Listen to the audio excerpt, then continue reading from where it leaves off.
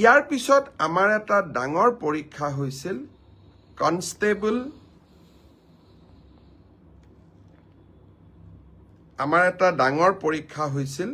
সেইটো হ'ল constable UB, constable AB, constable communication আৰু sub officer fire and emergency service.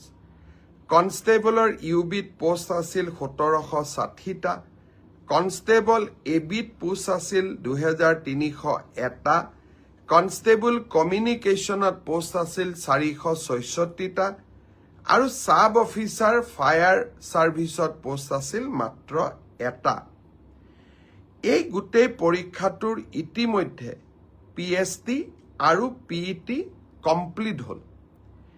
এই পৰীক্ষাটোৰ যিসকলে PST PETত কোন পাছ কৰিলে ইয়াৰে ৰিজাল্ট অসম আৰক্ষীয়ে 12 মাৰ্চ তাৰিখে ঘোষণা কৰিব। অৰ্থাৎ কনষ্টেবল ইউবি এবিৰ পৰীক্ষাৰ প্ৰথম ৰিজাল্ট 12 মাৰ্চ তাৰিখে প্ৰকাশিত হ'ব।